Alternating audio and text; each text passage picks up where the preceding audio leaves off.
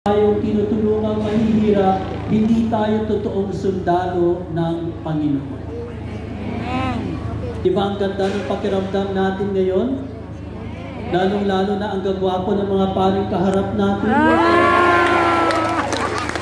Pero para saan ang ganda ng pakiramdam na ito kung tayo lang nakikinabang? Na sa pag-uwi natin, may masulubong tayo mahihirap, hindi nila mararamdaman ang totoong pagmamahal ni Jesus.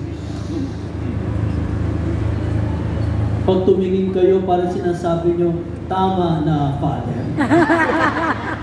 So ano yung una? Pagmamahal kay Jesus. Ulitin natin. Pagmamahal kay Jesus. Pangatlo.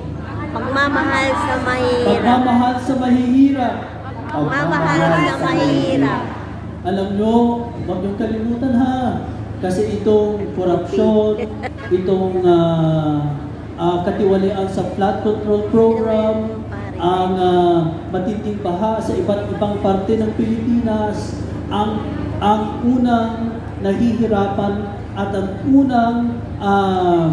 unang tawag dito, unang umiiyak at unang nawawalan ay ang mga totoong mahihirap.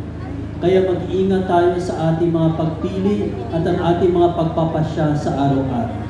And thirdly, alam nyo, si San Martin ay at the age of 15 siya ay naging sundalo. Pero na-realize na nakilala na niya si Jesus, sabi niya, I am a soldier of Christ. And because I am a soldier of Christ, I cannot fight.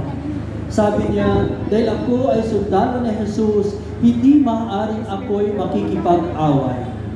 Kaya siya ay pinatalsik sa kanyang pagiging sundalo dahil ayaw niyang makipag-away. Ayaw niyang makipag-digma.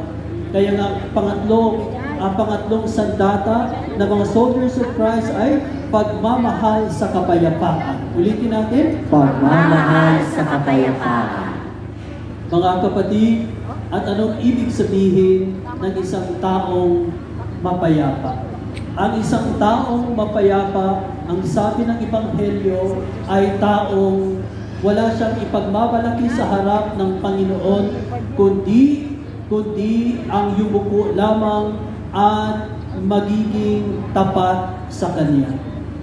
Ang maari lamang ng ipagmamalaki ay ang panalangin ng pasasalamat. Dahil binigyan siya ng buhay, binigyan siya ng pamilya, binigyan siya ng pagkakataong maglingkod sa Kanya. At wala na siya ibang may pagmamalaki pa. Dahil lahat ng meron siya ay nagmumula sa Panginoon.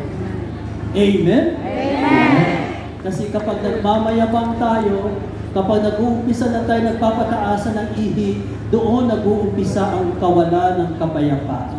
Amen. Kapag nagpapapagalingan na ang mga bawat ministeryo, nagpapagandahan na hindi naman talaga gumaganda, doon na tayo nagkakagulo. Ang totoong sundalo ng kapayapaan, ang totoong nagmamahal sa kapayapaan ay nagpapakumbaba dahil hindi siya perpekto at lahat ng meron siya ay mula sa Panginoon.